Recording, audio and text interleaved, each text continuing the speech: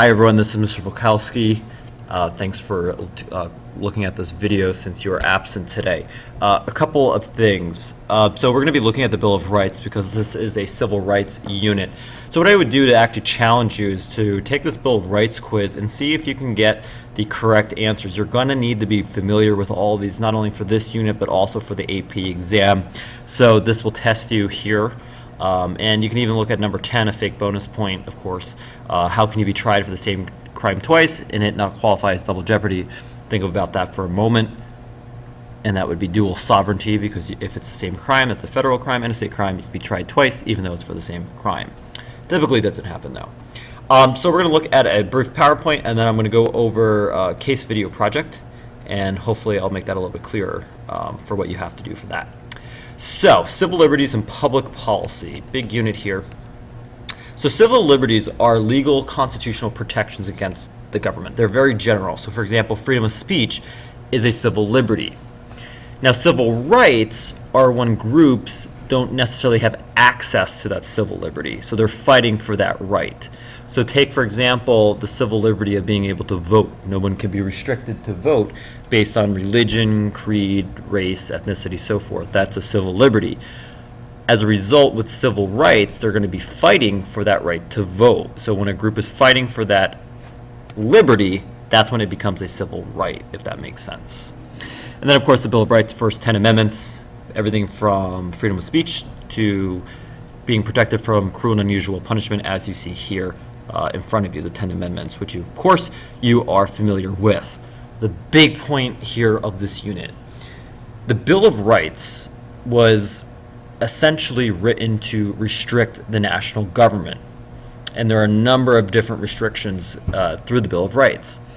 And there's a lawsuit that comes about through the Supreme Court in 1833, Barron v. Baltimore, and you're going to need to know this.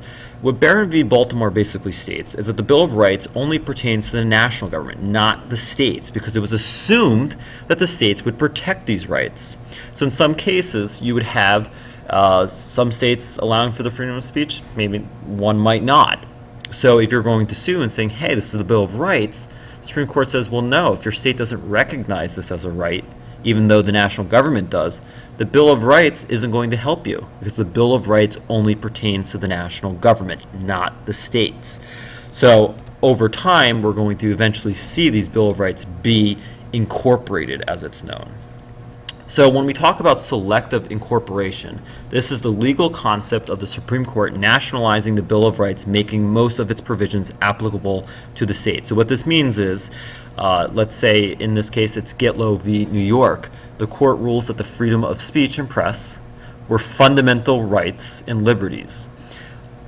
Essentially, that means now all 50 states, let's say there were 50 states in 1925, which there weren't, would now have to recognize these two parts of the First Amendment.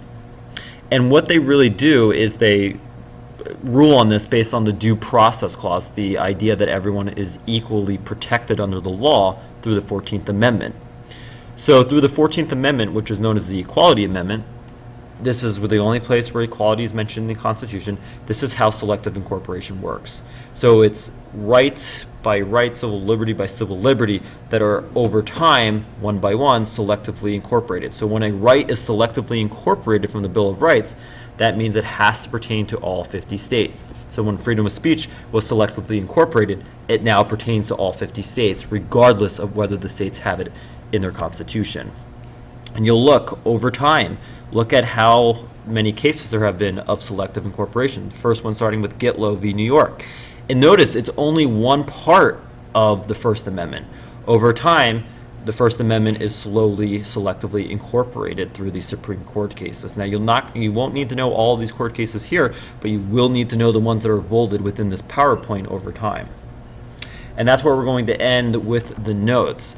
So what you're going to do is there's a case video project, and we're not going to be able to get through all these cases today and through 1 week, so you're going to have to look them up if you pick one. We already have some that are already selected, but your job with another person or individually is to make a 60-second YouTube clip that details the ruling and application of this court case to society, not necessarily the specific details from the case, but ultimately the general ruling, and you're going to make this more contemporary.